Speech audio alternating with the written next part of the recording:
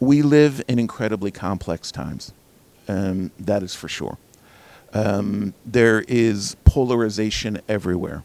I come from a part of the world. I grew up in Connecticut, you're right, but I've lived my entire adult life in the Middle East, which has been characterized by polarization and blind hatreds for many, many generations, centuries, really.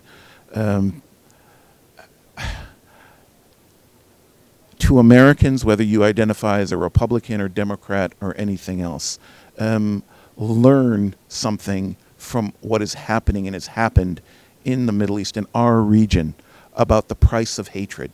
What happened on October 7th, the massacre of civilians, again, mass rape, mass hostage taking, that is about pure, unadulterated hate.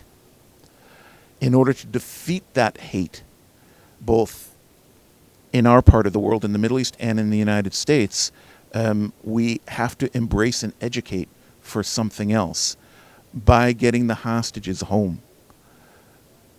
Those that are still alive and those that are not. It shows that hate doesn't win. Hate is contagious.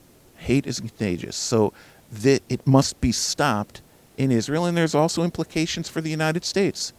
If the hostages don't come home and a ceasefire is not signed quickly, there's a very real danger that in the coming weeks, there will be a regional war, a full-scale regional war in the Middle East with Israel at its center, fighting against Iran and its proxies. The United States will find it very difficult to not get involved in that conflict, and God help us all if that gets out of control. So there is a direct connection here for the American people between the fate of the hostages, those 8 Americans, but all of the 109. The only way to defuse what could be a regional war, extremely deadly, extremely dangerous for world peace, is to pressure all sides, meaning Israel and Hamas, to stop the madness now, get the hostages home, end the killing in Gaza, and perhaps we can avoid something much more terrible with much wider consequences.